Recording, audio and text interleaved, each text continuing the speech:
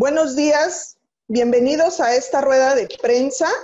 Quien convoca somos Muximba, la Asamblea de Defensores del Territorio Maya, y Consejo Civil Mexicano para la Silvicultura Sostenible e Indignación AC. Esta rueda de prensa se trata sobre las violaciones del Tren Maya y la responsabilidad del Poder Judicial. Tenemos varios invitados, entre ellos Valiana Aguilar Hernández de Muximbal, el abogado David Lobatón de Fundación para el Debido Proceso, Guadalupe Cáceres del colectivo Tres Barrios de Campeche y el abogado Jorge Fernández Mendiburo de Indignación AC. Bienvenidos a todos los medios de comunicación que están presentes. Vamos a darle un espacio a cada participante y después van a poder hacer preguntas y nuestros participantes van a poder ir contestando. Vamos a llevar un orden de la forma en que los presenté. Y bueno, esta rueda de prensa es muy importante para nosotros como asamblea y nuestros amigos solidarios del Consejo Civil Mexicano para la Silvicultura Sostenible e Indignación AC, porque queremos visibilizar pues la serie de violaciones que se están cometiendo hacia las comunidades mayas, hacia las comunidades afectadas por este megaproyecto Tren Maya, y especialmente la falta de responsabilidad del Poder Judicial ante los pobladores que están siendo afectados. Hay una insensibilidad y una ignorancia del Poder Judicial hacia las comunidades mayas. Estamos en un estado de indefensión y las autoridades no están respondiendo adecuadamente. Entonces hacemos un llamado a la sociedad y a las autoridades y a los organismos internacionales que nos escuchen y que se den cuenta de las violaciones que está cometiendo el Poder Judicial al negarnos el derecho de amparo, el derecho de protección y de la defensa de nuestros derechos humanos. Muchas gracias a todos por estar aquí. Y bueno, vamos a iniciar esta rueda de prensa con nuestra compañera Valiana Aguilar de Muximbal. Adelante, Valiana. Buenos días a todas y a todos. Muchas gracias por la invitación y también muchas gracias a las compañeras y compañeros que están en este espacio, incluidos a los medios de comunicación. Y bueno, pues esta es la palabra que quisiéramos compartirles igual como parte de la Asamblea de Muximbal. Y pues bueno, primero queremos señalar que nuestro espacio, el espacio de la Asamblea, es un espacio de comunidades y de personas mayas del estado de Yucatán que estamos en esta defensa territorial frente a los megaproyectos que afectan pues nuestra libre determinación también como parte de comunidades mayas. Y primero que nada queremos acentuar que si existe esta defensa territorial profunda que estamos llevando a cabo como parte del pueblo maya, es porque nos encontramos también que hay un ataque frontal de parte del gobierno que también incluye esto a todas las empresas y corporaciones que van contra nuestro territorio, que quieren nuestro territorio y que por lo tanto esto atenta contra nuestras vidas como comunidades mayas. Y esto es por el simple hecho de que un gobierno, una institución nos quiera decir o nos quiera imponer una manera de vida que no hemos decidido como pueblos mayas, es ya una afectación inmediata. Implica un racismo perverso y quiere dar a entender mediante esto que nuestra forma de vida, que desprecia nuestra manera de cómo vivimos como pueblos y comunidades. Y tal es el caso del megaproyecto del Tren Maya. ¿Qué es lo que está haciendo justamente? El gobierno y en sus discursos están diciendo que no debemos de tener este tipo de vida que estamos teniendo como pueblos mayas y que hemos tenido de forma milenaria. Entonces, al decir eso y al hacer esto implica un ataque frontal contra nosotros. Y es por eso que estamos también defendiendo lo que es nuestro, porque al final es nuestra vida que estamos defendiendo. No somos y no estamos como nos han acusado, ¿no? Que no somos pueblos mayas, que estamos en contra. Somos nosotros, nosotras como parte de nuestras comunidades que decimos que nuestra forma de vida vale y es la forma de vida que queremos. Y es esa forma de vida colectiva, asamblearia, profundamente encarnada en la milpa, en nuestra lengua. Bueno, me había quedado en la cuestión de cómo vivimos como pueblos, ¿no? Y que sabemos de que este sistema de justicia pues no nos ha incluido sistemáticamente desde su creación, ¿no? Sin embargo, hemos apostado desde Asamblea frente a también a lo que vivimos en un contexto de pandemia, donde es ya difícil presentarnos o estar en nuestras propias asambleas y estar en nuestras comunidades, donde Yucatán ya es el estado donde más muertes se han dado en población indígena maya de todo México, pues nos encontramos en un momento crucial y hemos decidido que nuestra lucha también se vuelque para esta cuestión legal y para ver si podíamos tener este acceso a la justicia. Pero una vez más nos demuestran mediante estas acciones que no tenemos acceso a esta justicia como pueblos mayas. Nos han denegado ya 5 amparos que hemos dado frente a este megaproyecto del Tren Maya, cuando ya se ha demostrado que existen múltiples violaciones a los derechos de los pueblos, a nuestra manera de vivir. Nos han acusado, hemos tenido amenazas de muerte a nuestros compañeros, se ha hecho una falsa consulta, se han dado banderazos en un contexto de pandemia para el inicio de estas obras.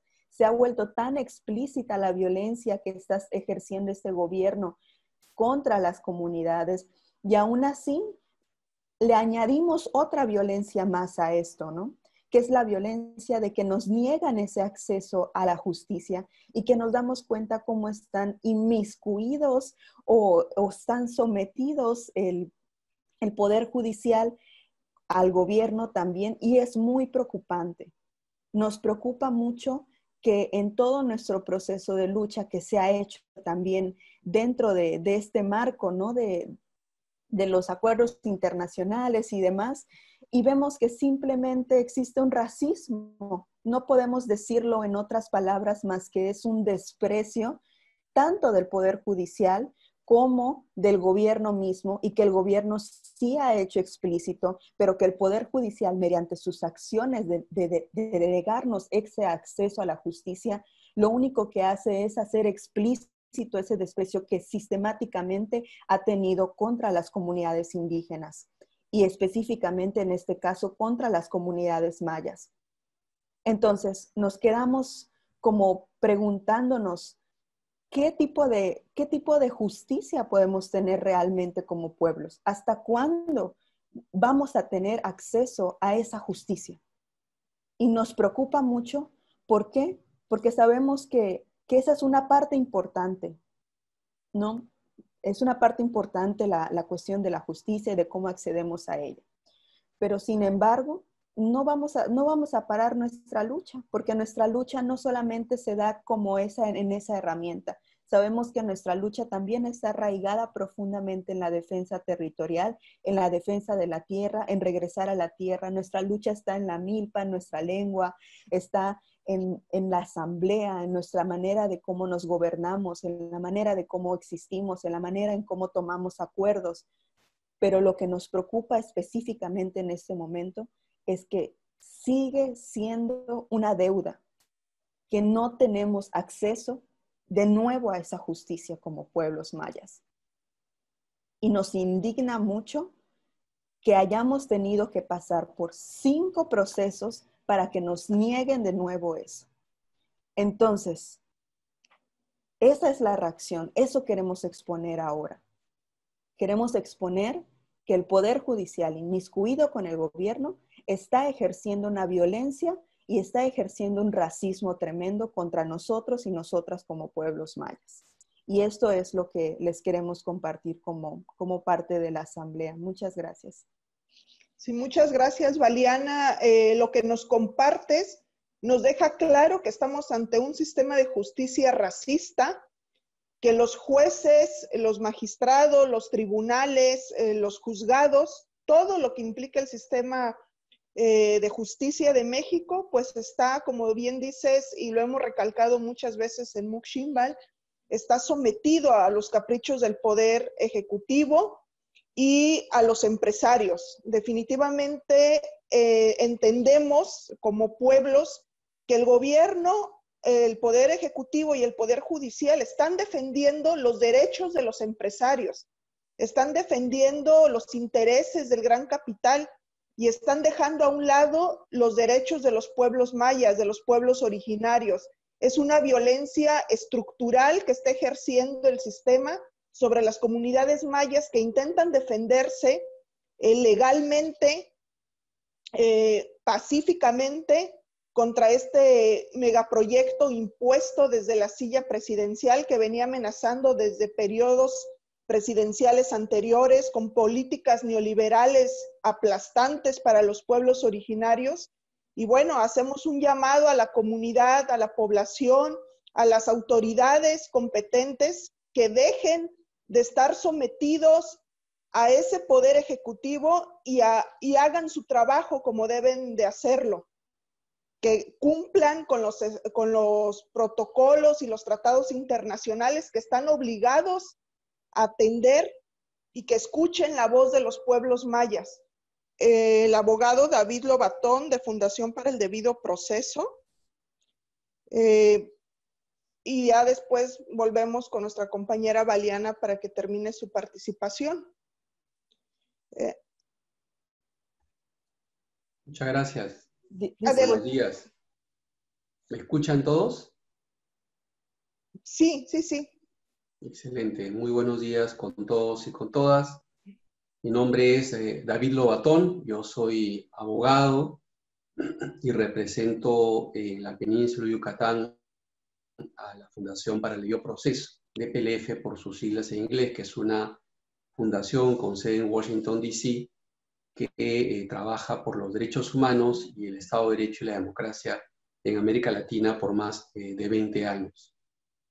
La razón de la cordial invitación que recibí de los organizadores de la conferencia de prensa es para poder referirme a un derecho que la persona que me antecedió en el uso de la palabra y que lamentablemente la conexión le ha fallado, es en relación a la protección judicial de los derechos humanos de los pueblos indígenas, no solo en México, sino en América Latina.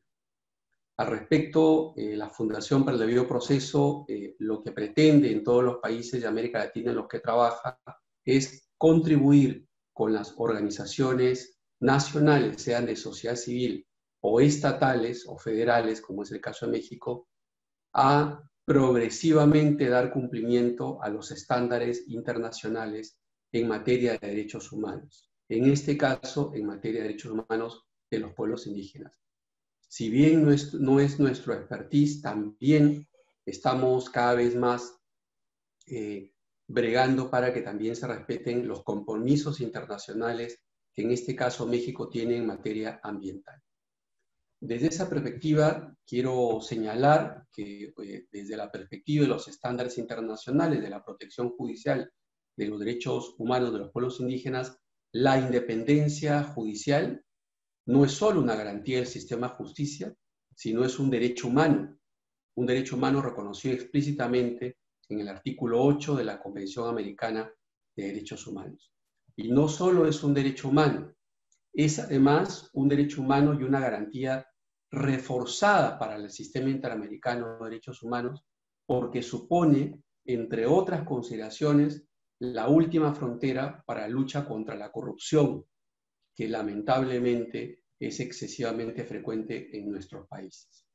En ese sentido, quiero mencionar que en el caso mexicano, como en el caso de toda América Latina, los jueces y magistrados están vinculados no solo a las leyes internas, no solo a la Constitución Nacional, en este caso a la Constitución Federal Mexicana, sino también están vinculados a los tratados internacionales de derechos humanos que México ha ratificado y de la jurisprudencia que ha interpretado y ha desarrollado estos tratados. En el caso otra vez de México y América Latina, las sentencias de la Corte Interamericana, sus opiniones consultivas y los informes de la Comisión Interamericana de Derechos Humanos.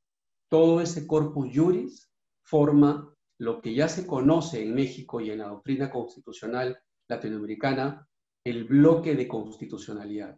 Esto es, que jueces y magistrados están obligados a dar cumplimiento no solo a la constitución de cada uno de esos países, sino a los compromisos internacionales que en materia de derechos humanos sus países han ratificado. Estos compromisos internacionales tienen dos aspectos importantes: compromisos medioambientales, y en efecto el protocolo adicional de San Salvador, en el artículo 11, reconoce el derecho a un medio ambiente sano, y la Organización de Estados Americanos, de la cual México es parte, ha aprobado una serie de documentos de seguimiento del cumplimiento de los estados en relación a este artículo 11. Yo me permito muy brevemente, en los escasos minutos que tengo, leer, por ejemplo, que la Asamblea General de la OEA del año 2014, de la cual México participó, aprobó ciertos indicadores de progreso para evaluar el estado del medio ambiente en América Latina. Entre ellos, las condiciones atmosféricas, la calidad y suficiencia de las fuentes hídricas, un problema muy serio en la península de Yucatán, la calidad del aire, la calidad del suelo, la biodiversidad, la producción de residuos contaminantes, los recursos energéticos y el estado de los recursos forestales, dado los peligros de deforestación y desertificación de muchos de nuestros países. Termino con esto. Y en materia de pueblos indígenas, sin duda también hay ciertos compromisos internacionales que México, como los países de América Latina, estamos obligados a dar cumplimiento. Uno de ellos, el más importante, es el de la consulta previa, libre e informada, en el caso que se afecten derechos y tierras y territorios de los pueblos indígenas. Un derecho bastante ya desarrollado por la frondosa jurisprudencia de la Corte Interamericana. Y uno de desarrollo más reciente, pero no por ello menos derecho, es el de la libre determinación, que sin duda también ha merecido en el Sistema Universal de Derechos Humanos un desarrollo de hace ya más de una década, y que en América Latina es un poco más reciente su desarrollo, como es el caso de la Declaración Interamericana de Derechos de Pueblos Indígenas, aprobado en 2016 en Santo Domingo. Y termino con lo siguiente: recordar que la Suprema Corte de Justicia de la Nación de México, en una resolución del 12 de julio de 2011, dispuso y estableció que todos los jueces y magistrados de la Federación, sin distinguir sistema federal o circuito estatal, están obligados a ejercer control de convencionalidad. ¿Qué significa esto? A determinar si es que hay incompatibilidad entre normas nacionales y los compromisos interamericanos e internacionales en materia de derechos humanos que México ha ratificado. Y en ese sentido, confiamos como Fundación para el Debido Proceso que los jueces, juezas, magistrados y magistradas mexicanos y mexicanas den cumplimiento y honren este compromiso internacional en los casos que las organizaciones de sociedad civil y las organizaciones indígenas legítimamente y dentro del marco de la ley interpongan para defender sus derechos, sea al territorio, a la tierra, a la consulta previa, o también muy importante, el acceso a la información pública. Bien, eso es todo por nuestra parte y muchas gracias por la atención. Muchas gracias, abogado David Lobatón. Pues sin duda estamos muy preocupados porque vemos que el Estado mexicano hace caso omiso de estos tratados internacionales que se tienen firmados y que el Poder Judicial pareciera que está en un estado de sumisión ante el Poder Ejecutivo. Bueno, ahora continuamos con Guadalupe Cáceres, del colectivo Tres Barrios de Campeche. Adelante, Guadalupe, te escuchamos. Buenos días, soy Guadalupe Cáceres, formo parte del colectivo Tres Barrios aquí en Campeche. Ya no sé qué decir, me han dejado apabullada. Nuestra aventura como colectivo aquí en la ciudad de Campeche, ¿sí? Comenzó el 17 de abril del presente año, cuando iniciamos un amparo ante las autoridades para proteger nuestras propiedades, nuestras casas y nuestros hogares. En esa ocasión no, el Poder Judicial, como estábamos en épocas de pandemia, creyó o nos calificó que el planteamiento que hacíamos para nuestra defensa no era esencial y nos lo rechazaron. Tuvimos que llegar al tribunal colegiado y fue que de esa manera, el 25 de abril, nos reciben nuestras quejas. Finalmente, el 5 de mayo, la admiten, quedando el número de expediente en nuestro caso, 395/2020. Y es necesario decirlo para saber que nosotros estamos en la lucha. Bien, después de esto, y viendo que las afectaciones, el acoso de los trabajadores durante, a pesar de que tenemos un amparo a nuestro favor, seguían trabajando en las colindancias de nuestras casas, que son las vías del ferrocarril, iniciamos o interpusimos una ampliación de amparo el 7 de agosto, siempre en época de pandemias y por vía electrónica. Quiero hacerles entender que a un mes de esta ampliación de amparo, el Poder Judicial ha sido silencioso, callado, omiso. Ahora, yéndome aquí en una historia que quiero relatarles, he caminado a lo largo de 3 kilómetros que abarca las personas que nos quejamos de esta situación, de este atropello de que estamos haciendo sujetos por parte de este proyecto llamado Tren Maya. Y una pregunta que me llegó muy, muy, muy al fondo. Una señora de 80 años que me preguntó si que por medio de estos papeles que íbamos a meter, podíamos quedarnos en nuestras casas. Y creo que es una pregunta que a diario yo me hago y nunca le he podido responder a doña Mari si con estos papeles, metiendo este amparo, llegando a situaciones de judicializar nuestro caso, podemos quedarnos en nuestras casas. Creo que nosotros como colectivo estamos viviendo una incertidumbre, una zozobra, miedo, ansiedad y temor. Porque aquí hemos vivido, al menos en el caso personal, desde hace 128 años. Antes de cualquier proyecto ferroviario, mi familia ya vivía acá. Hace 5 generaciones. Aquí vivió mi mamá, mi papá, incluso en esta misma casa murieron ellos. Y al quitarnos, al desplazarnos como pretende el gobierno, o en este caso, al no darnos el amparo, el Poder Judicial, nos van a desraizar de nuestras costumbres, de nuestras tradiciones, de esa pregunta que me hizo doña Mari que nunca le he podido responder, que hay niños, que hay gente grande, que hay trabajadores, discúlpenme, que se van a ver afectados por este problema. Y creo que un hogar no nada más es la cuestión material, no. Son la tradición, la costumbre, la vivencia, la alegría, la felicidad que en un momento dado tenemos como seres humanos, porque no nada más somos papeles de amparos, de ampliaciones, de lo demás. Creo, tenemos, creo, derecho a privilegios y a derechos que la Constitución, como decía el licenciado Lobatón, tenemos derecho a accesar, porque somos seres humanos vivientes, vivimos, sentimos. Cada noche es una noche de incertidumbre. Y como acotación final, quiero decirles que el diciembre pasado fue un diciembre, una Nochebuena y una Navidad terrible. No hubo Navidad en esta porción de Campeche, porque pensamos, esperamos que en un momento dado, ante el acoso de las autoridades, vengan y nos desalojen y nos desplacen de nuestras viviendas, ¿sí? Porque hay gente antigua que vive y que al morir su viejito, como ellos expresan, se le quedó en heredad esa propiedad y ellos piensan que allá van a morir y que lo van a legar a la próxima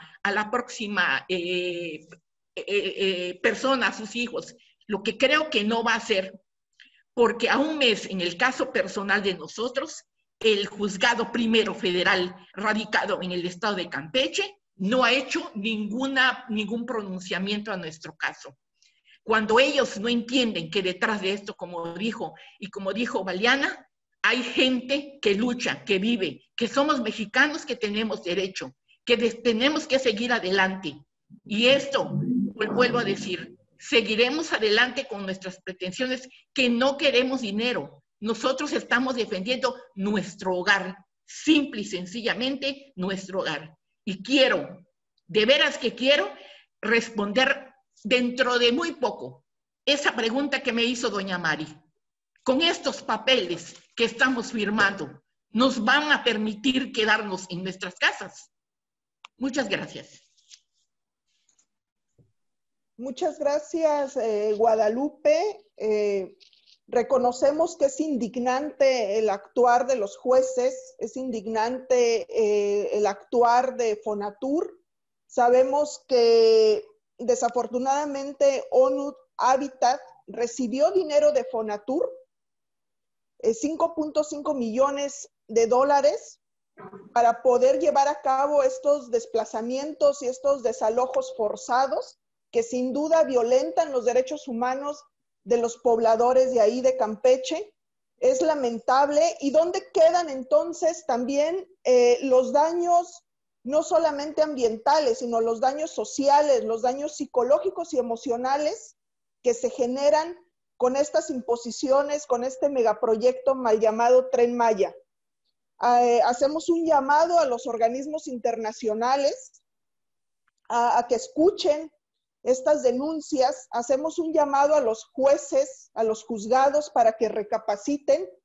Nos preguntamos entonces si los jueces, los magistrados, el Poder Judicial está amenazado acaso por el Poder Ejecutivo.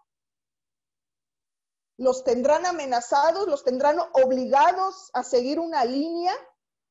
Es lamentable de verdad que este Poder Judicial mexicano no avance en justicia y en democracia.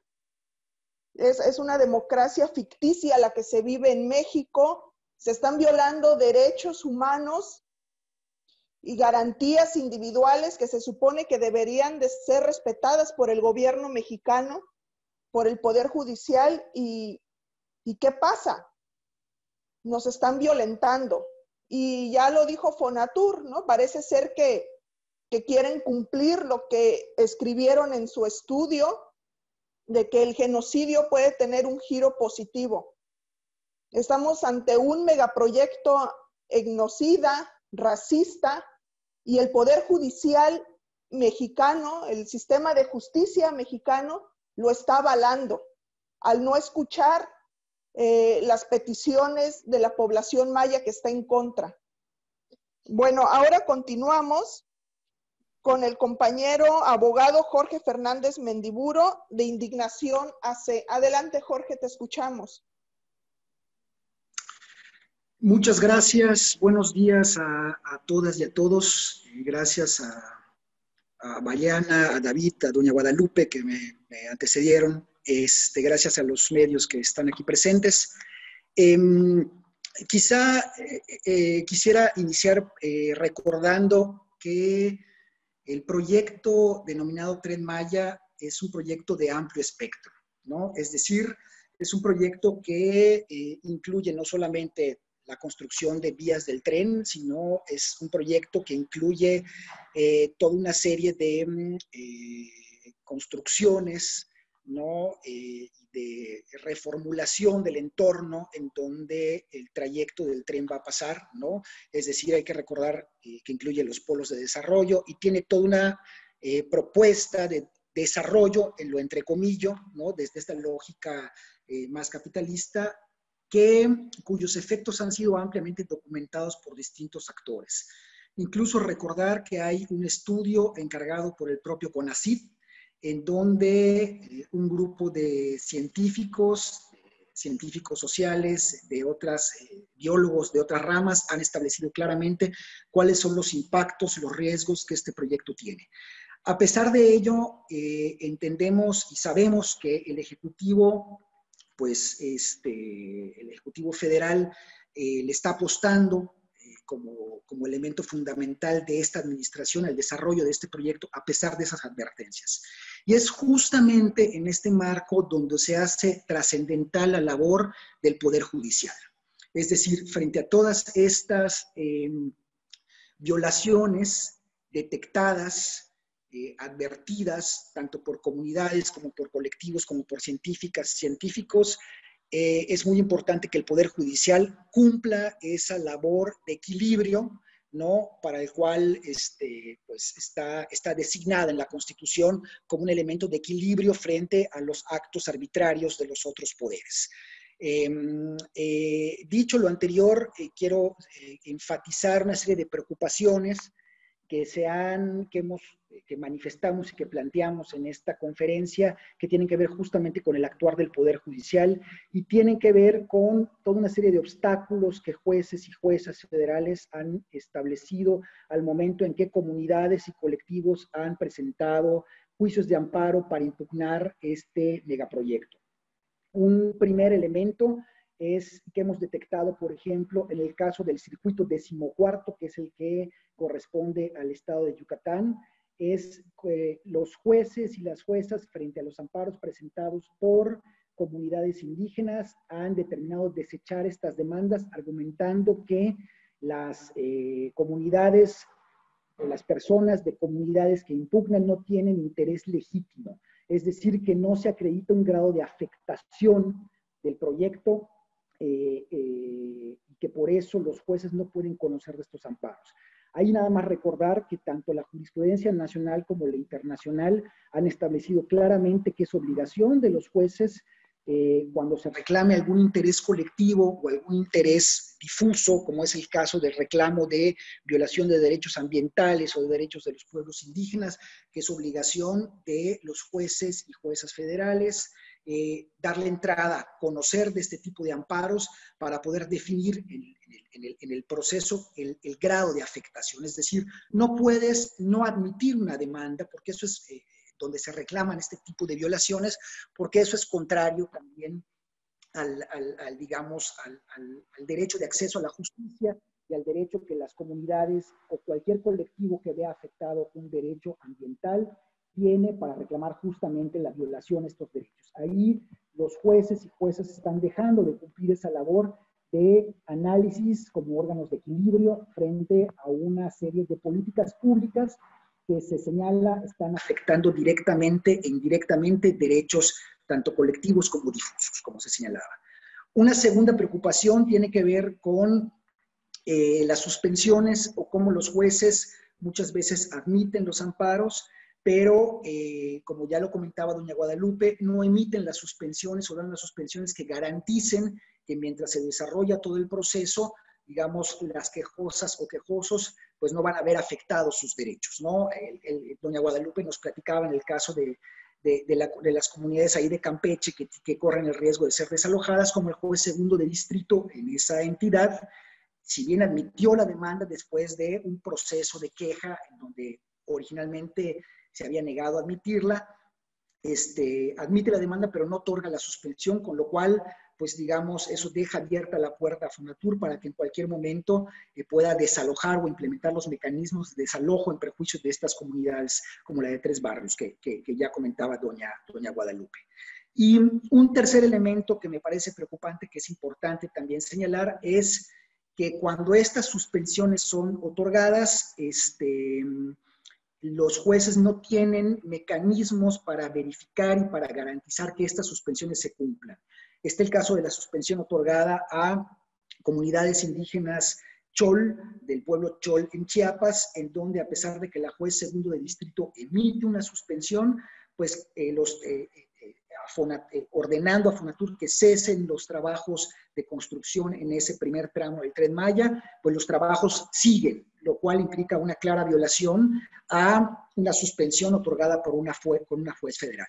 Y eso hay que enmarcarlo también, me parece que es importante señalarlo, en las agresiones que los mismos integrantes del Poder Judicial han sufrido por parte del Ejecutivo, como es la denuncia penal que se presentó en contra de la juez primero de distrito, que ha sido de las pocas que ha otorgado suspensiones en el caso del amparo presentado por comunidades indígenas en Calakmul, Ixmujil, en donde la juez ha sido también, está siendo amedrentada a través de una denuncia penal que se presentó ante la Fiscalía General de la República. Entonces, para nosotros es preocupante, por una parte, que la mayoría de las jueces y los jueces no estén cumpliendo con esa labor de equilibrio que deberían cumplir frente a actos que se consideran arbitrarios por parte de los otros poderes, pero por otra parte que también las poquitas jueces que se deciden a emitir suspensiones frente a este proyecto están siendo atacados, y nos parece y nos preocupa que el Poder Judicial no está reivindicando su independencia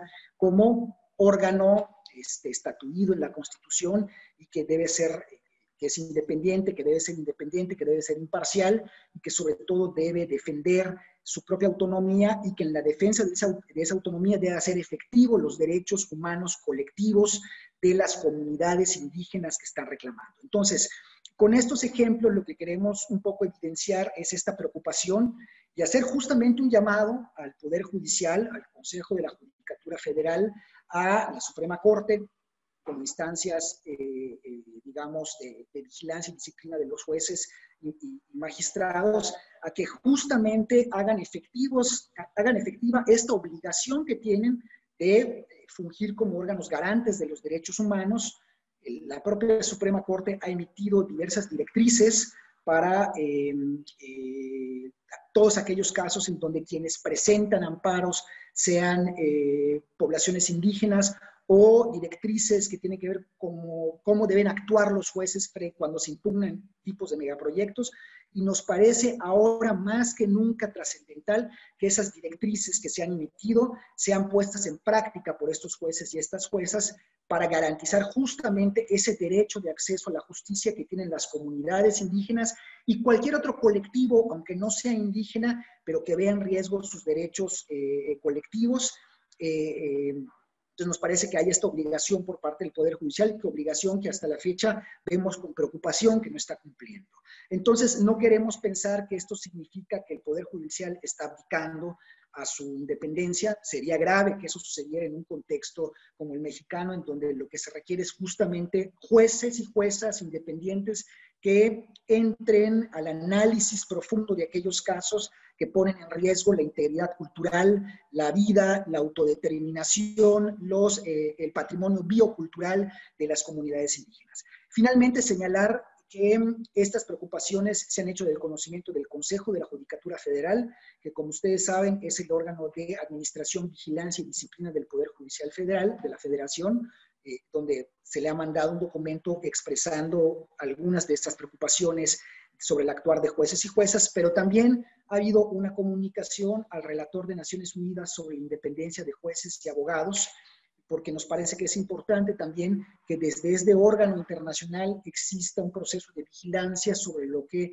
el Poder Judicial está haciendo en estos casos, en donde se podría estar obstaculizando el derecho de acceso a la justicia para colectivos históricamente discriminados como son los pueblos originarios, ¿no? Entonces hacemos un reiterado llamado al Poder Judicial para que cumpla justamente su papel de órgano de equilibrio frente a las acciones y actitudes arbitrarias, frente a la política pública arbitraria de otros poderes, en este caso del Poder Ejecutivo Federal, y que garantice justamente el acceso a la justicia, el debido proceso, la tutela judicial efectiva a las comunidades que están impugnando, que están recurriendo al juicio de amparo con un mecanismo de defensa y con un mecanismo para hacer efectivos sus derechos. Es todo lo que tendría que decir, Noemí, y quedo atento a las preguntas que las reporteras y reporteros pudiesen tener. Muchísimas gracias.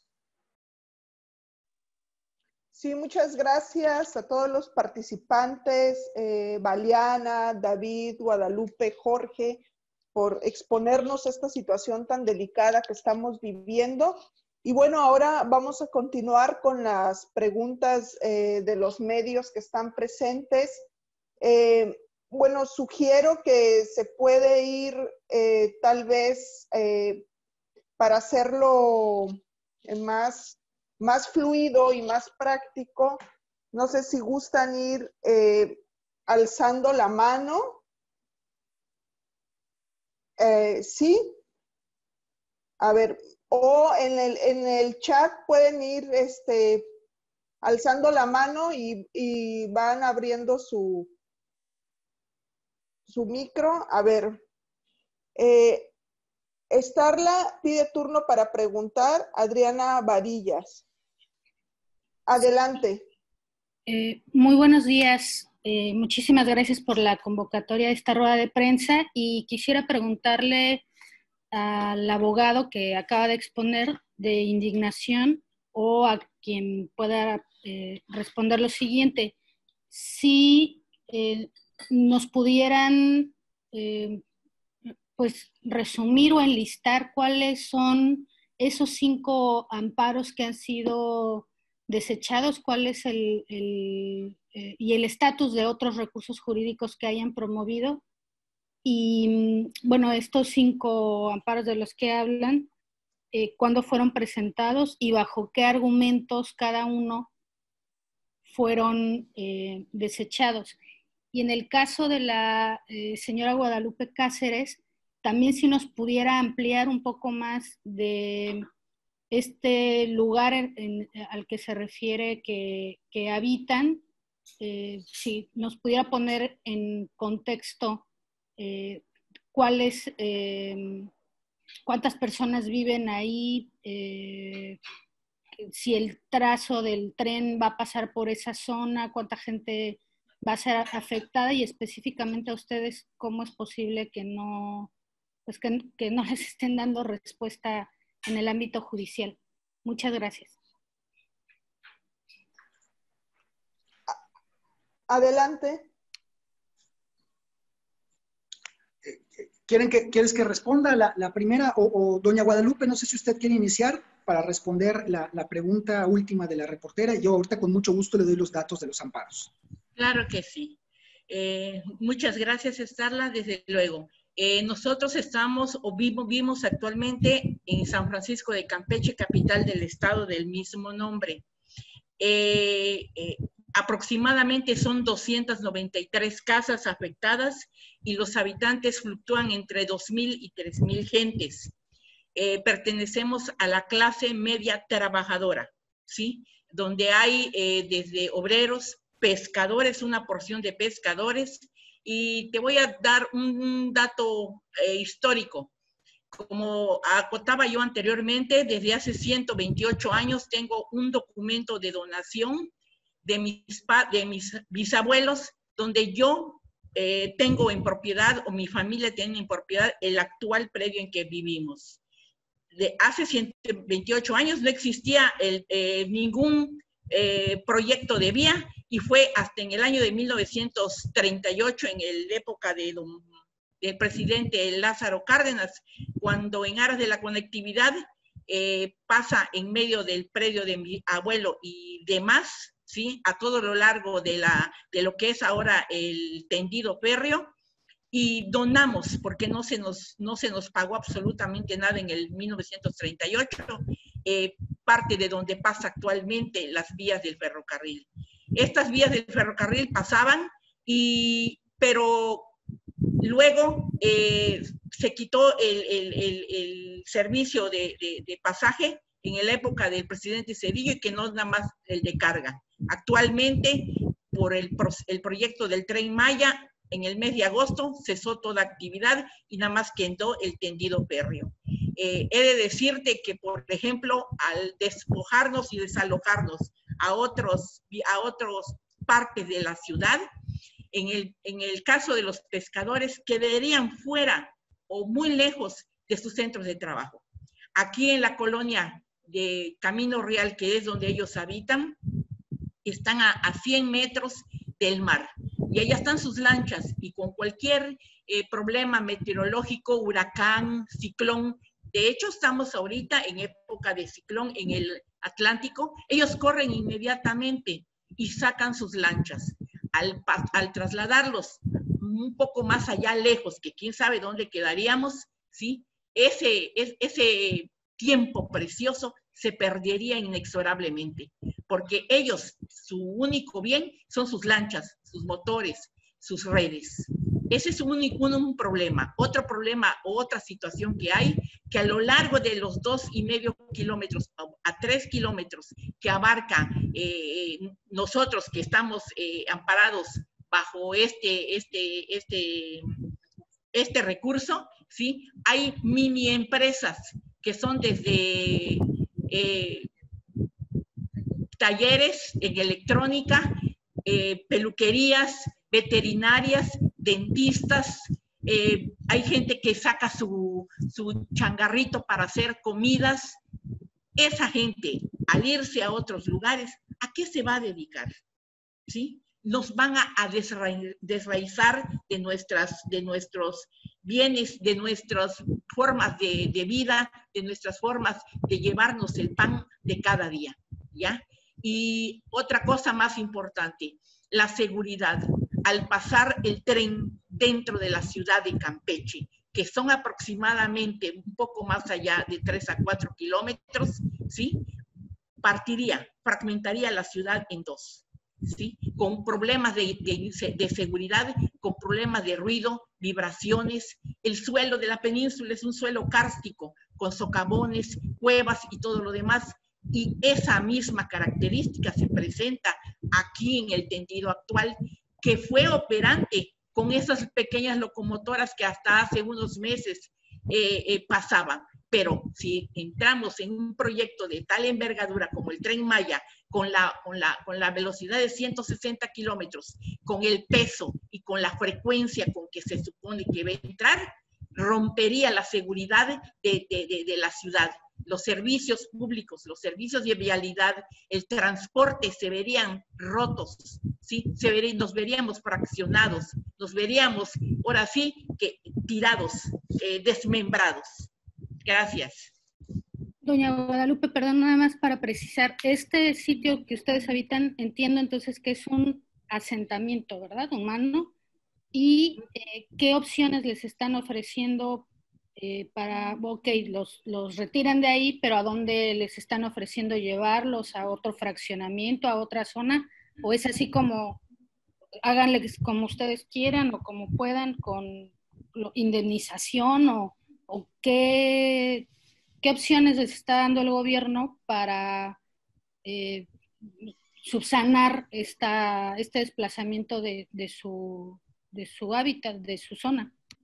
Sí, mira, somos los 3 barrios, Santa Lucía, donde yo habito actualmente, Ermita y Camino Real. Somos colonias perfectamente bien consolidadas con todos los servicios, desde recoja de basura, luz, internet y todo lo demás. No somos esas casas paupérrimas que nos chocamos a las orillas del ferrocarril, no. Somos colonias perfectamente bien consolidadas. En la segunda pregunta que me haces de que qué opciones hay, en las pocas ocasiones que en este caso ONU Habitat ha tenido a bien acercarnos a nosotros, es que en primera instancia el proyecto va porque va. Son palabras más o menos las que emplean esas personas en el caso del señor Fernando Murillo, que era el encargado de ONU Habitat en el estado de aquí, creo que a nivel peninsular. Va porque va. Y la opción que nos dan son colonias que están inhabilitadas, muy lejanas de donde nosotros vivimos, ¿sí? En siglo XX, XXI, no sé por dónde queda. 1, 2. Hay otra cosa, la casa que yo vivo y que la mayoría de nosotros vivimos, son casas perfectamente bien consolidadas, fuertes. Son casas con cimentaciones de piedra, son casas que se hicieron poco a poco con el esfuerzo de padres, abuelos y todo lo demás. Y al llevarnos a esas colonias, ¿sí? Nos van a dar un pie de casa, nos van a dar casas del Infonavit, donde entramos a la sala y todavía no hemos recorrido el comedor, ¿sí? No nos han dado en qué condiciones nos van a llevar Nos dicen que nos van a llevar a un lugar determinado, pero ni las condiciones, ni las casas, ni los montos, ni nada en absoluto. Gracias.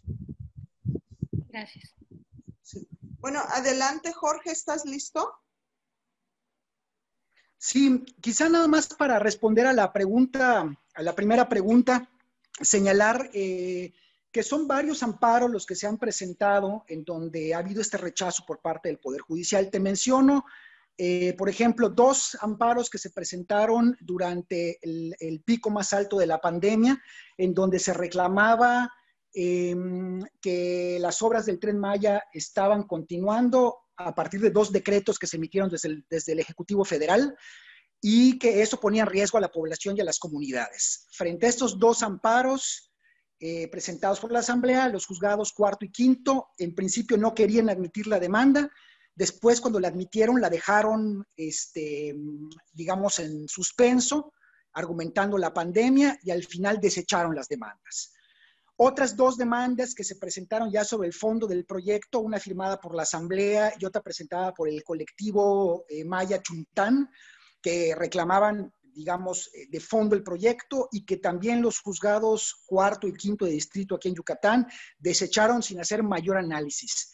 Y un 5º amparo que se presentó también por parte de integrantes de la Asamblea pidiendo información, señalando que no se había puesto a disposición por parte de las autoridades ambientales la información adecuada, que también fue rechazada por el juzgado tercero de distrito. Lo interesante del caso, o lo grave, es que en estos 5 amparos, los jueces han argumentado básicamente lo mismo, que es la falta del interés legítimo de los quejosos y las quejosas. Y lo han hecho básicamente, si tú lees los acuerdos, son, haz de cuenta, copia y pega. Es decir, parece que dentro del circuito ya tienen como una línea de todo este tipo de amparos, rechazarlos de esta manera. Entonces, eso nos alerta y nos preocupa, porque se está cerrando, se está bajando la cortina en el circuito judicial de Yucatán, 14º circuito, para impugnar cualquier amparo por parte de las comunidades. Entonces, esta cuestión de la falta de interés legítimo, lo que hace es, argumentada para desechar las demandas, lo que hace es evitar que se estudie el fondo del asunto. Y señalar, y con eso los jueces dicen, bueno, en principio vemos que ustedes no tienen ninguna afectación, pero ¿cómo no va a haber cómo pueden argumentar una cosa así si ni siquiera han estudiado ni han recibido las pruebas que comprobarían esa afectación, ¿no? Eso es lo grave, que de tajo se esté impidiendo el acceso a la justicia para comunidades y colectivos que están reclamando derechos justamente colectivos, ¿no?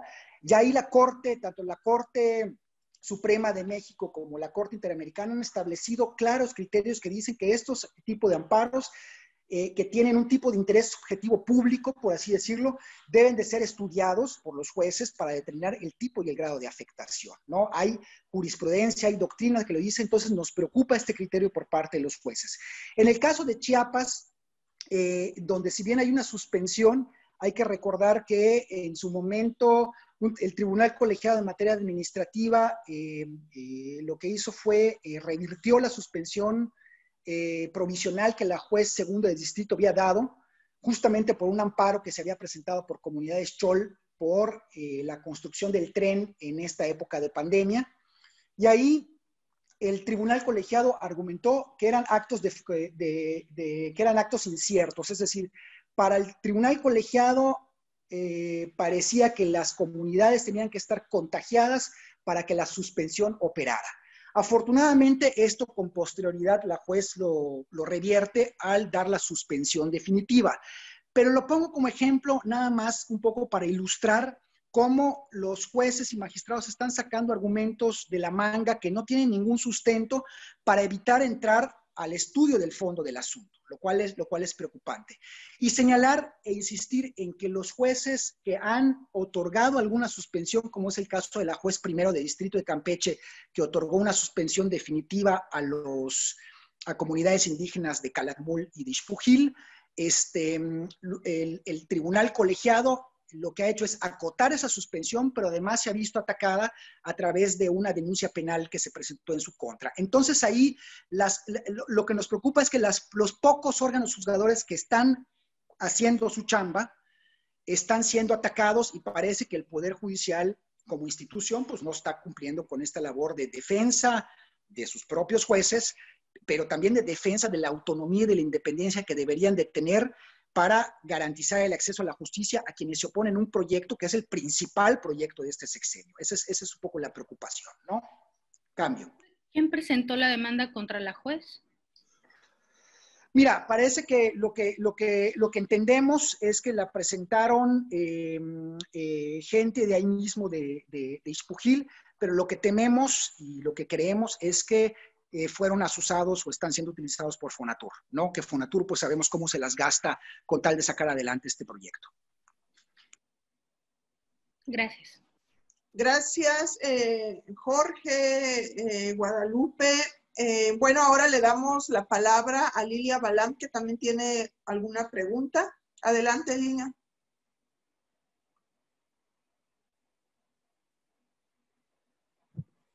Buenos días.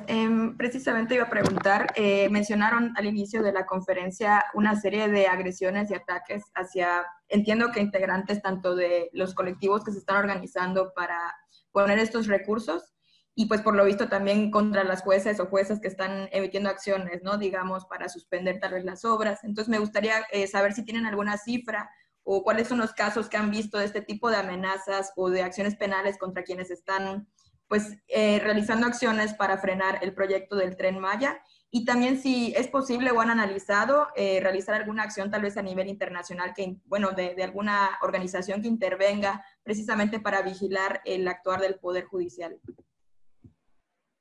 Valiana, ¿te gustaría contestar? Valiana, Jorge, no sé.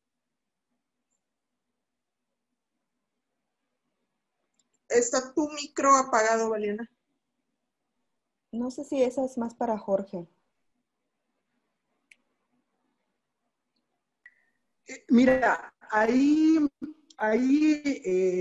los colectivos de Calakmul y de Ixpujil ya han denunciado justamente esta situación de acoso, de persecución que están viviendo. Creo que ahí sería importante también ponerse en contacto con ellas y ellos para que un poco narren de manera más específica, puesto que ellos son los que han sufrido este tipo de agresiones que hay que enmarcarlas en todas las agresiones que se han estado impulsando desde el Ejecutivo Federal contra las organizaciones, colectivos, pueblos que se están oponiendo al Tren Maya. Pues eso lo sabemos, hace un mes hubo una campaña de desprestigio contra las organizaciones y colectivos que no es exclusiva, ¿no?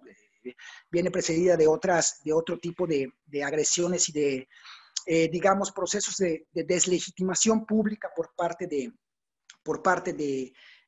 Ejecutivo Federal, ¿no? Y ahí mencionar que como parte de las cuestiones internacionales, bueno, pues uno, como se mencionaba hace un rato, esta situación y esta preocupación de los jueces de qué está pasando con el Poder Judicial ya se le hizo llegar al relator de Naciones Unidas sobre la independencia de jueces y abogados, y en distintos momentos otras organizaciones han hecho llegar tanto a la relatora de pueblos indígenas de la Comisión Interamericana de Derechos Humanos como a la misma comisión una serie de preocupaciones en torno a este proyecto desde diversas perspectivas, desde la agresión que están sufriendo las comunidades y los pueblos, desde los impactos ambientales, desde el tema del agua. Ahí recordar que la Asamblea junto con el Consejo Civil presentaron una solicitud de medidas cautelares también ante la Comisión Interamericana. Es decir, son muchos digamos, todas las instancias internacionales ya tienen información sobre lo que está pasando en torno al tren Maya. Entonces, digamos que sí hay una reiterada actitud por parte de las organizaciones y colectivos de estar informando a las instancias internacionales sobre estos hechos. Gracias, Jorge. Un comentario para los compañeros de medios de comunicación. Pueden, cuando hagan su pregunta, pueden mencionar el medio que están representando, por favor.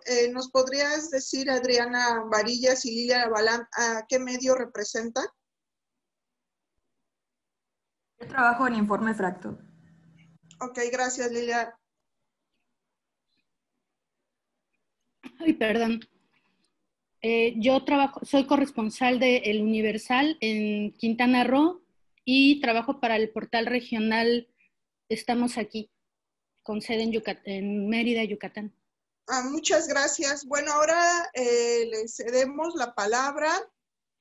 Perdón, Noemí, nada más, perdón que te interrumpa, Noemí, Sí. nada más una cuestión que me parece muy importante señalar y que se me fue.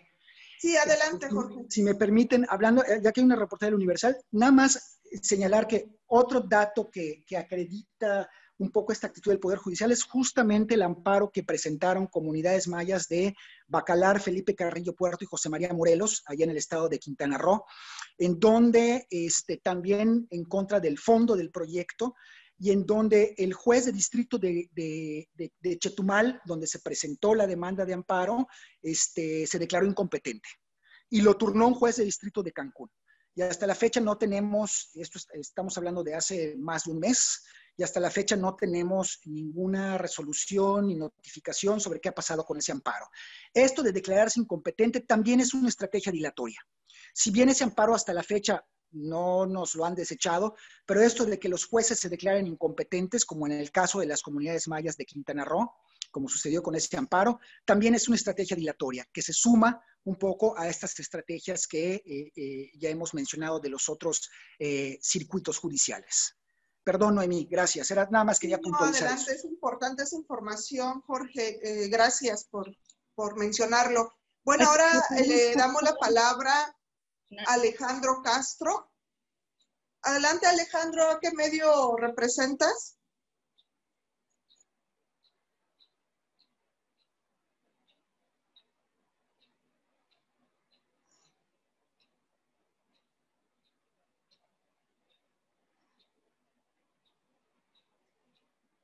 A ver, creo que no sé si... Alejandro Castro, ¿estás por ahí?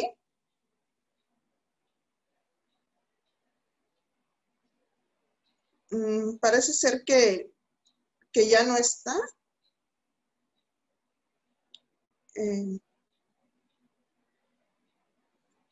Bueno, parece ser que ya no está Alejandro y quiere volver a preguntar Adriana Varilla. Adelante, Adriana. Sí, perdón, mi compañero Alejandro me está comentando que se le fue el internet. Él quería preguntar el tema de la jueza, que cuándo fue demandada y quién la demandó, la jueza de Calakmul, me parece. Y bueno, yo también quiero preguntar de este amparo que nos comentó el abogado, el de Bacalar, Felipe Carrillo Puerto, si nos pudiera ampliar más, porque no sabíamos de ese amparo aquí en Quintana Roo, o bueno, por lo menos yo no lo sabía, y no sé si nos pudiera dar más detalles de quiénes promovieron esa acción, en qué fecha, y bueno, ya nos comentó usted que el juez se declaró incompetente. Con mucho gusto. Mira, este amparo se promovió en septiembre, finales de septiembre. Es que no tengo la fecha exacta en este momento, pero se presentó exactamente con la misma fecha que se presentaron los amparos aquí en Yucatán. La diferencia con los amparos de Yucatán, como les mencionaba, es que aquí los jueces desecharon, ¿no? Con argumentos preocupantes y contrarios a derecho desde nuestra perspectiva. Y en el caso de Quintana Roo, lo que hizo el juez de distrito de Chetumal fue declararse incompetente, porque dice, bueno, esos actos se van a ejecutar en otra zona. Entonces, pues eso le corresponde al juez de Cancún, porque los actos se van a ejecutar más en la jurisdicción del juez federal de Cancún, ¿no? Entonces, nosotros pensamos que eso obedece, digo, el proyecto Bacalar está más cerca de Chetumal, entonces nosotros pensamos que eso obedece más a esta estrategia dilatoria que muchas veces tienen los jueces de declararse incompetentes para no entrarle al estudio, dejar que pase el tiempo, mandarlo a otro juez, que ese juez también se declare incompetente, no acepte la competencia, entonces que el asunto lo tenga que resolver un tribunal colegiado y así este tipo de estrategias pues son dilatorias y obstaculizan el derecho de acceso a la justicia para las comunidades.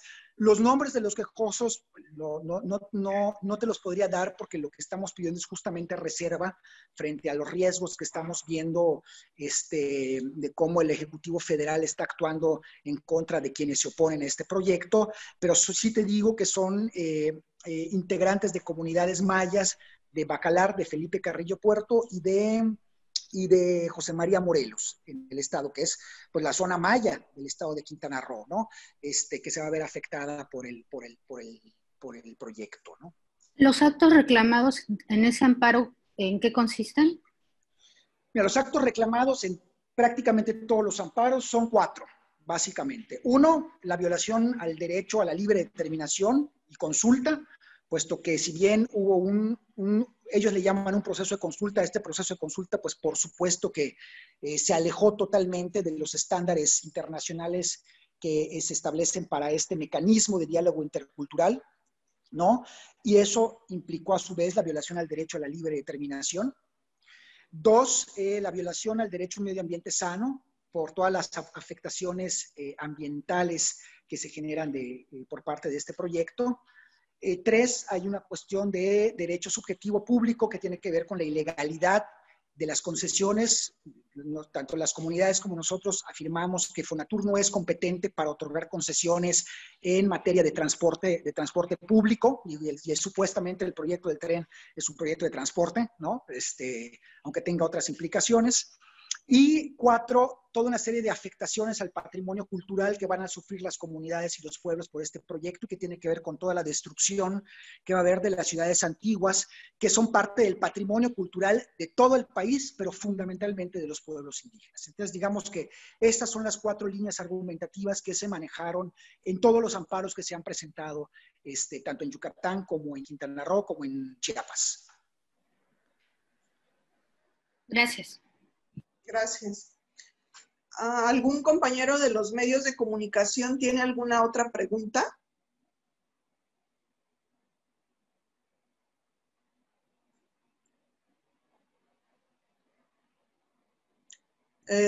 Bueno, si no...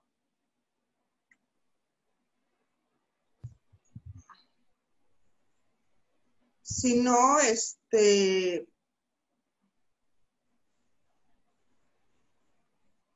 si no hay preguntas. Noemí, creo que ahí Carlos quiere hacer una pregunta. A ver. Sí. Bueno, ¿me escuchan? Sí, adelante, sí. Hola, Noemí, soy Carlos Águila, corresponsal del Diario de Yucatán en Quintana Roo. Yo quería preguntar para quien la quiera contestar. Pareciera que todo lo que se está haciendo por parte de las comunidades originarias hasta el momento no tiene algún horizonte benigno para ellos. Inclusive nombraron que ONU Habitat ya también les comunicó en palabras más, palabras menos, que el Tren Maya va porque va, al menos en Campeche. Yo quisiera saber, con este tipo de actuaciones de un organismo internacional como ONU Habitat, ¿qué esperar si ya también los jueces están actuando en consecuencia a conveniencia, en este caso de Fonatur y del gobierno federal? Quien la quiera contestar. Me gustaría como compartir algo sobre eso. Adelante, bueno, Valiana.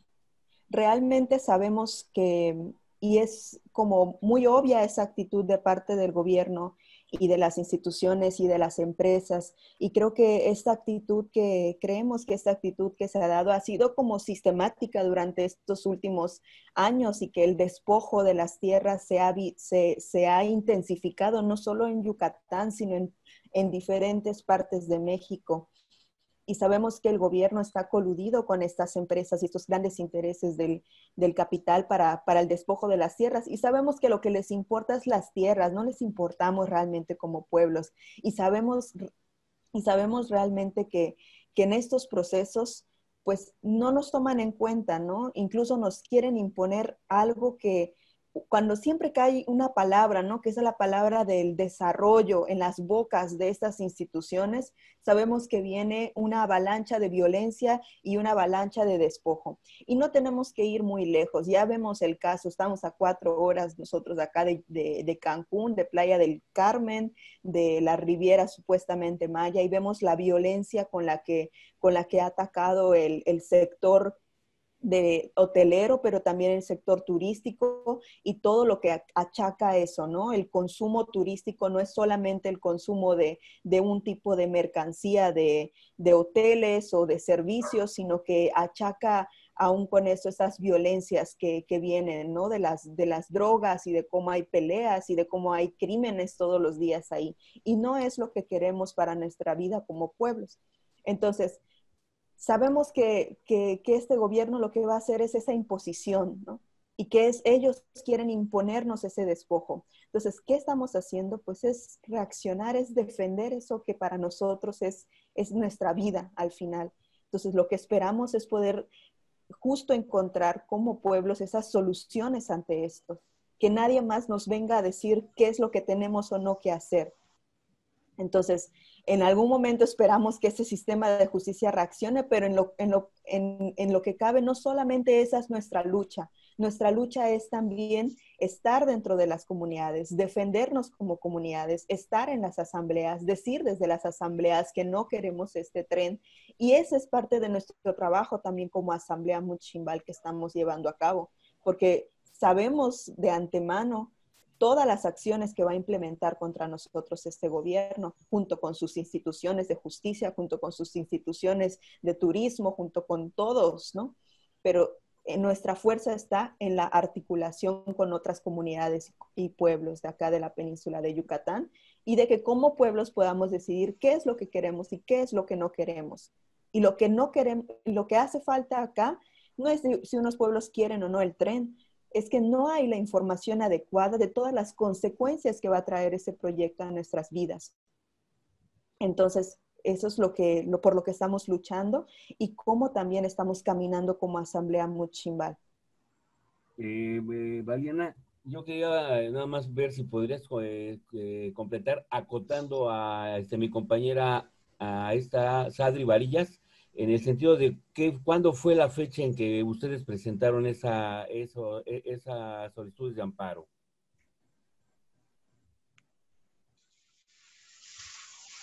Creo que las fechas las había mencionado el compañero Jorge, pero mira, acá tengo todas las fechas en las cuales se emitió. Por favor. Sabía...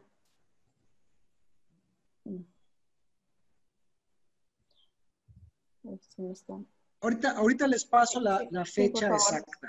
Sí, por favor. Un segundito. Okay, es que se han presentado en diversas fechas. Sí. Los amparos que se presentaron por la construcción del tren en el pico de la pandemia se presentaron en abril. Y el amparo que se presentó contra el fondo, ahorita les doy la fecha exacta para que no haya pierde. Denme un segundito. ¿Ya terminó? No, ya casi termina.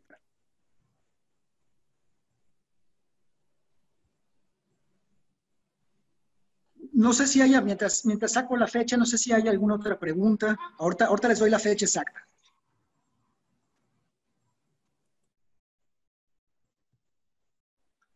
Adelante, compañera, pregunta.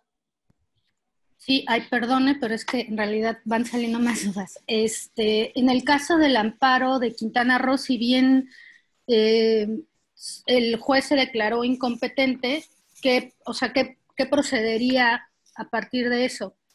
Se tiene que responder los que están en Cancún, o ¿cuál es el procedimiento que sigue en torno a eso? Y también preguntarles qué respuesta darían ustedes a estos argumentos que cotidianamente sostiene el Fonatur en torno, tanto el representante legal como el propio director, en torno a que las comunidades mayas de los 5 estados por donde va a pasar el tren, de acuerdo a la consulta que realizaron, están a favor de este proyecto de reordenamiento territorial, como lo manejan ellos, y que cuestionan en todo momento que una minoría, como ellos les llaman, una minoría esté frenando un proyecto tan importante como este del Tren Maya, y que pues voltean un poco el argumento, ¿no? Y dicen que en un país justo democrático, pues en este caso los grandes proyectos no se pueden estar supeditando al gusto o a los criterios de lo que ellos consideran una minoría, porque dicen que son grupos pequeños e incluso también minimizan el tema de que realmente sean pueblos originarios, y señalan que están manejados por organizaciones civiles, en este discurso, ¿no? Que ya vimos que creció el mes pasado, de esta andanada en contra de las sociedades civiles desde la mañanera.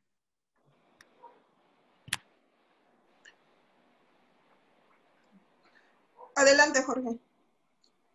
Bueno, nada más, las fechas de presentación de los amparos fueron el 25 de agosto, tanto de los amparos de Yucatán como de Quintana Roo. Sí, nada más para que ya se tenga hilo de la fecha. Mira, el tema de la consulta ya está claramente evidenciado. Incluso la Oficina del Alto Comisionado de Naciones Unidas para los Derechos Humanos en México claramente señaló que ese proceso de consulta no había cumplido con los estándares internacionales básicos, ¿no? Mínimos. Es decir, fue un proceso que se dio en, no sé, 3, 4 días, en donde no se hizo en muchas ocasiones a través de las asambleas ejidales, que no son necesariamente representativas, y donde se violaron todo el procedimiento de consulta, ¿no? Aquí el asunto fundamental es, más allá de que si las mayorías o las minorías están de acuerdo o no, es el tema de la información. Y a mí me parece que una de las graves omisiones que tiene este proyecto, y que también ha sido impugnado, y por eso es importante la respuesta que tiene que dar el Poder Judicial frente a este tipo de impugnaciones, es que no tenemos información. Las comunidades no tienen información sobre todos los impactos que este proyecto va a acarrear. Que, insisto, el proyecto no es solamente el trazo del tren, sino es todo el conjunto de construcciones que va a haber alrededor, las nuevas ciudades que se están planteando, los polos de desarrollo, las estaciones, los hoteles, etcétera. Y todo eso, Fonatur lo calla. Fonatur nos vende la idea de que nada más estamos hablando de un trenecito y de unas vías del tren, y eso es falso. Entonces, eso hay que insistirlo mucho. Y el problema es que la información que se da a las comunidades no es información completa. A las comunidades lo único que se les ha dicho es: tú vas a tener empleo y tú vas a poder vender tus productos. Claro, ¿qué tipo de empleo? Van a seguir siendo la mano de obra de siempre, ¿no? Es decir, y eso es contrario al ejercicio, al derecho a la libre determinación de los pueblos.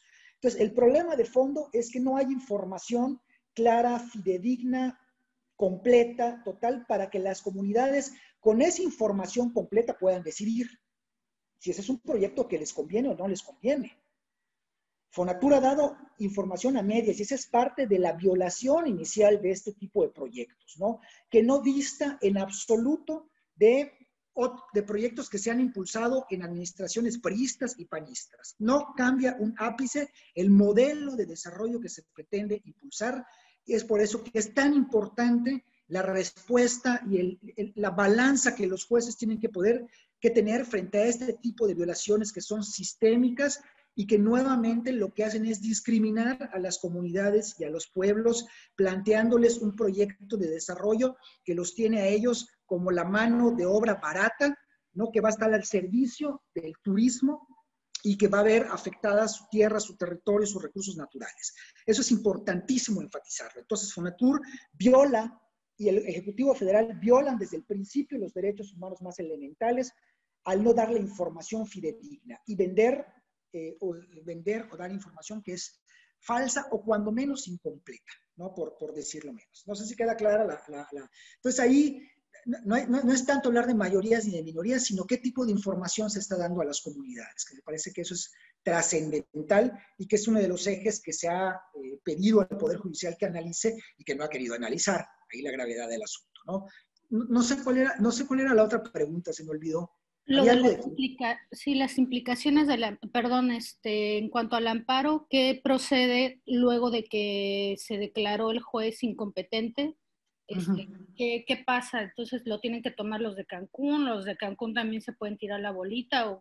¿Y qué se va a hacer, no? Dependiendo de los escenarios. Esa es la preocupación en Quintana Roo. Que en Quintana Roo el juez de Chetumal se declara incompetente, lo turna al juez competente de distrito de Cancún, y el juez de distrito de Cancún, hasta ahorita pues no tenemos ninguna respuesta. Nosotros lo que tememos es que el juez de distrito de Cancún diga, pues yo no soy tampoco competente, entonces como bien comentas, se estén tirando la bolita y el caso tenga que pasar a un tribunal colegiado, que es digamos un órgano superior, para que decida cuál de los dos jueces es el competente, ¿no? Y esto, volvemos a insistir, nos parece que es una estrategia dilatoria por parte del Poder Judicial Federal, es decir, ahí no tendría por qué pasar tanto tiempo para que se defina qué juez federal es competente, ¿no? Es decir, llevamos el amparo, como vemos, se presentó el 25 de agosto, el acuerdo del juez de Cancún debe ser del 28-29 de agosto, en donde se declara incompetente y lo turna. Entonces ahí la preocupación es que no tenemos todavía respuesta del juez federal de Cancún sobre si acepta o no esa competencia. ¿Y hay una fecha límite para ello? No propiamente, pues digo, ahí lo que han argumentado muchas veces los jueces es que por el tema de la pandemia los juzgados no están funcionando con normalidad, pero pues ese argumento es válido si te atrasas 4 o 5 días, no si te atrasas un mes, ¿no? Que esa es la preocupación de lo que está pasando con el amparo en Quintana Roo. Claro, además aquí se supone que estamos en amarillo, al menos a nivel local, el dichoso semáforo epidemiológico marca amarillo en el estado y entonces las actividades pues ya se ampliaron, ya hay más, o sea, los jueces ya deben estar trabajando. Así es, y recordar que además de todo eso, muchos de los juicios ahorita son electrónicos, es decir, no entenderíamos ahí como la dilación cuando mucho de ese procedimiento pues se da desde una plataforma, ¿no?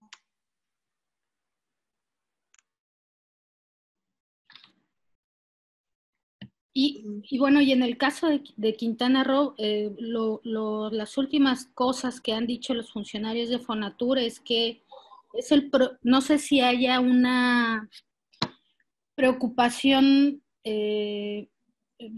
más centrada en la entidad. Bueno, entiendo que la había en su momento en Calakmul y bueno, la sigue habiendo, pero a partir de las declaraciones recientes que han dado funcionarios de Fonatur en torno de que aquí va a haber más, es el estado donde va a haber más poblados de desarrollo y estaciones, y por ejemplo en el tramo 5 que están proponiendo que va a haber incluso la modificación de la carretera completa, ¿no? del corredor que va de Cancún a Tulum.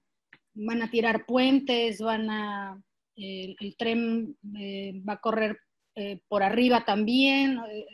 Decían que sí, que digamos que la parte más fuerte y a nivel constructivo más intensa va a ser en esta entidad, porque aquí no hay tantos derechos de vía como por ejemplo en Chiapas y así, en donde ellos argumentan que bueno, no se va a construir sobre lo que ya hay, pero en Quintana Roo, por ejemplo, pareciera que todas las obras pues iban a ser nuevas y muy fuertes, ¿no? No sé si eso suponga para ustedes una preocupación adicional o si ya lo tenían como contemplado.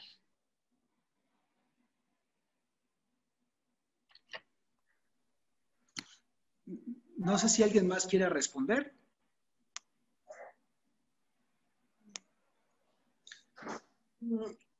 Adelante, Jorge. Mira, sí. Cada tramo y cada tiene su particularidad. Nosotros lo que pensamos es que en caso de admitirse la demanda de amparo durante el juicio, puede ir llegando justamente información nueva que nos lleve a ampliar la demanda de amparo. Es decir, nosotros, justamente por esto que yo mencionaba hace un rato, de que no se tiene toda la información porque Fonatur ha mantenido este proyecto en la opacidad, ¿no? No se tiene la información. Nosotros alegamos a partir de la información que tenemos y de los daños que vemos en un principio. Pero si a lo largo del juicio va llegando información que acredite que hay algún daño que no se planteó en la demanda inicial, esa demanda de amparo se puede ampliar, ¿no? Justamente para argumentar la violación a un derecho sobre algún acto concreto del que ahora no tengamos conocimiento. Entonces, lo comento porque si bien las demandas que se presentaron tienen 4 ejes específicos, como ya les comentaba hace un rato, eso no significa que sean los únicos, si a partir de la información que se desahogue en el juicio, pues salen, insisto, datos que puedan acreditar algún daño nuevo o novedoso que amerite la ampliación de la demanda, ¿no? Entonces, pues nosotros estamos justamente, para empezar, a la espera de que admitan el amparo y de que inicie el proceso, porque si esto no sucede, pues nosotros no podemos pues, seguir ampliando la información, o sea, conocer la información y en su caso ampliar la demanda hacia nuevas realidades que se puedan presentar en el caso específico de Quintana Roo. Y ahí en Quintana Roo ustedes tienen ya el antecedente de lo que ha pasado con la Riviera Maya y habría que preguntarse si es el modelo de desarrollo que quieren que se mantenga y que se perpetúe, ¿no? Estamos viendo los impactos ambientales, sociales, económicos que se han tenido en 35, 40 años de desarrollo de un modelo de desarrollo con miras meramente turísticas. Y lo que tenemos que preguntarnos es si en Quintana Roo y en México queremos ese tipo de modelo que ha generado impactos sociales, ambientales, económicos, a la integridad cultural de los pueblos. Ahí tenemos mucho que discutir, ¿no? Cambio. Jorge, nada más para precisar, en todos los casos de todos los amparos de los que nos han hablado, Indignación los ha presentado a título de las organizaciones o colectivos y tal, o solo algunos, Preciso señalar, Indignación acompaña legalmente los procesos. Las impugnaciones son de las comunidades y de los colectivos. Es decir, en Yucatán es la asamblea que está conformada, como ya lo explicaba Valiana en un inicio, por muchas personas integrantes del pueblo maya de distintas comunidades de la península de Yucatán, específicamente de Yucatán. En el caso de Campeche son las propias comunidades, está el colectivo 3 Barrios que está, doña Guadalupe ya explicó. En el caso de Quintana Roo son también las comunidades de Bacalar, Carrillo Puerto, José María Morelos. Indignación lo que hace es un acompañamiento legal, ¿no? Acompañamiento legal, pero el reclamo es reclamo de las comunidades y de los pueblos que están viendo en riesgo pues su integridad cultural, su patrimonio, su derecho a la libre determinación con este megaproyecto. Entonces sí aclarar que la labor de Indignación, hay en el caso del Chuntán Maya también, que es un colectivo que defiende el derecho a la libre determinación, conformado por comunidades también de Yucatán. O sea, Indignación va de la mano con ellos como acompañantes legales, pero el reclamo, la exigencia es de las comunidades. Vale, gracias. Sí, justo a eso me refería, pero creo que no me supe explicar. Muchas gracias. No te preocupes. No, gracias a ti. Muchas gracias, compañeros. ¿Alguna otra pregunta de los compañeros de los medios de comunicación? Sí, yo quisiera preguntar. Sí, adelante, compañera. ¿De qué medio Hola, viene? ¿qué tal? Yo soy Claudia Arriaga, soy corresponsal de La Silla Rota en Yucatán y trabajo para MBS Radio Yucatán y Haz Ruido. Okay, yo nada más quisiera saber 2 detalles. ¿Cuándo se admitió la suspensión de los 3 barrios de Campeche? Y si nos van a poder enviar las fechas de cuándo se interponen los amparos y cuándo se conceden los que tienen alguna suspensión.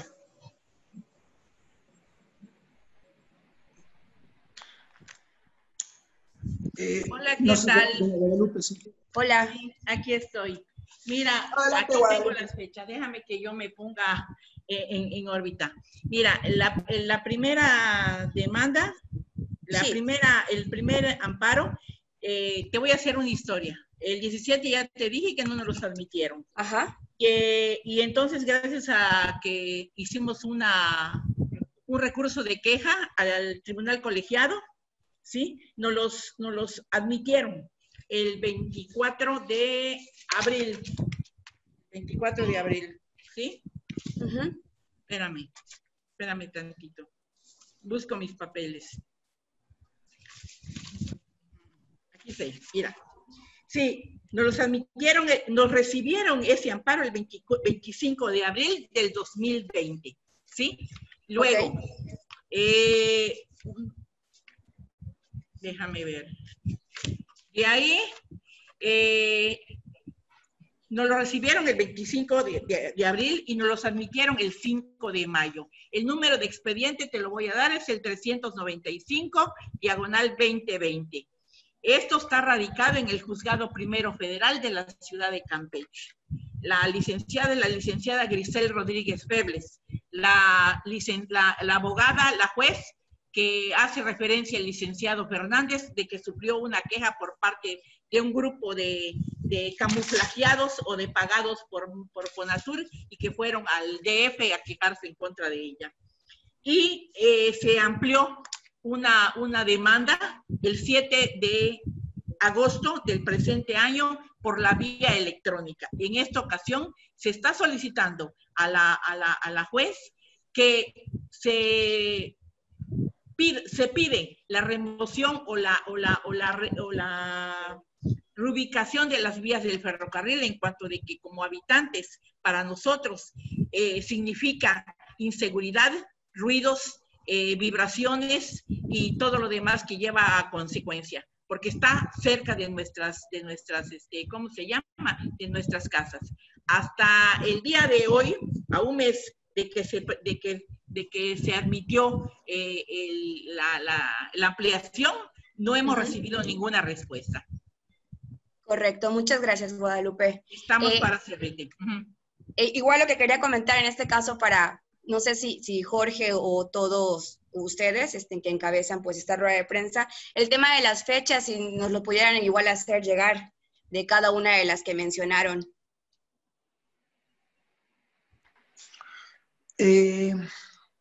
Sí, te las hacemos llegar. Te digo, los amparos se presentaron, los amparos de fondo es que son distintas fechas, pero los amparos de fondo que se presentaron en el caso del amparo presentado por la Asamblea y el Chuntán fueron el 25 de agosto.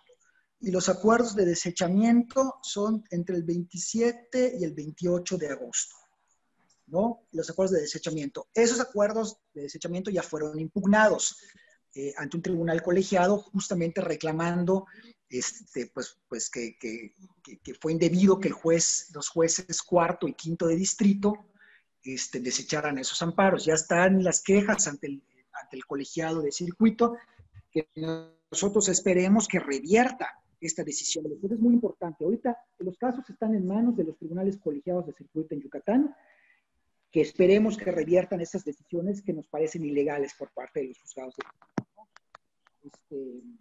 entonces, pues no hay una definición todavía sobre si esos amparos se van a admitir o no, hasta en tanto los tribunales colegiados resuelvan estas quejas que presentamos por el desechamiento de las demandas.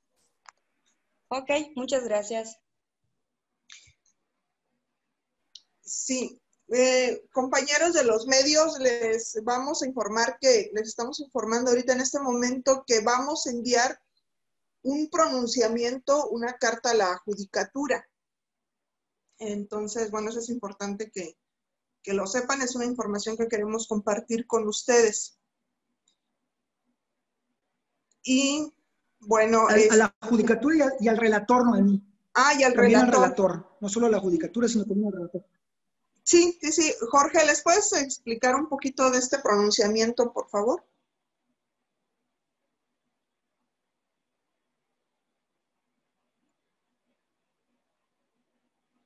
Creo que no me... Jorge, ¿me escuchas?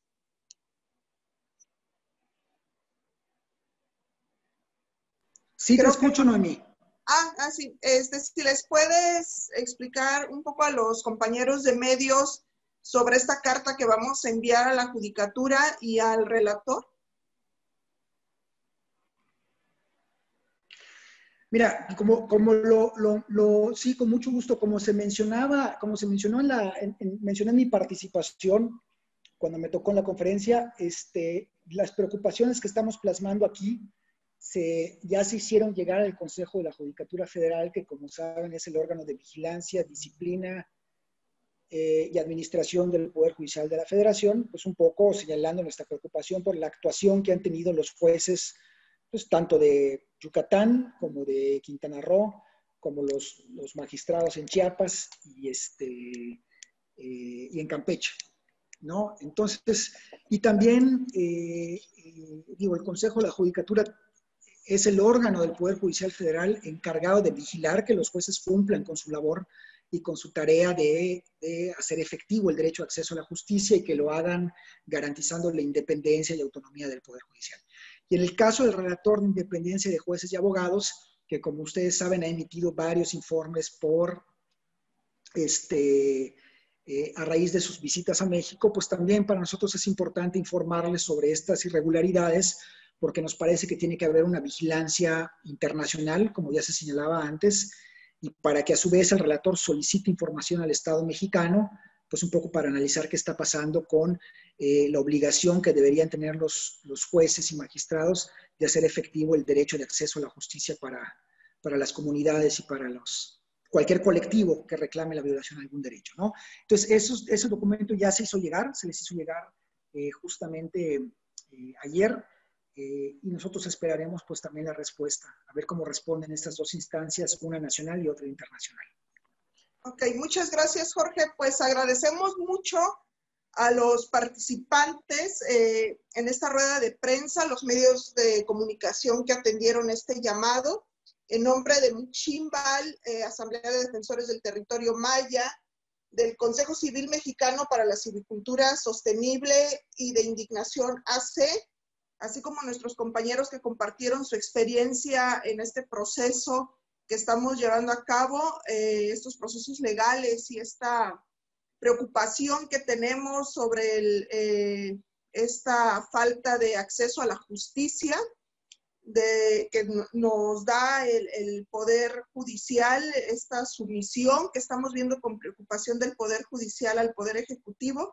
Bueno, pues les damos las gracias al colectivo Tres Barrios, también al colectivo de Fundación para el Debido Proceso, a Muximbal, a Indignación, todos ustedes por estar presentes y mantener esta lucha firme en favor de los pueblos mayas, que se escuche la voz del pueblo maya. Muchas gracias a los medios de comunicación presentes, porque sin duda necesitamos medios de comunicación abiertos a escuchar a la resistencia, abiertos a escuchar a los que son olvidados y a los que son ignorados por el sistema judicial y del sistema de gobierno capitalista y neoliberal que impera hoy en día. Muchas gracias a todos, que pasen bonita tarde. Hasta luego.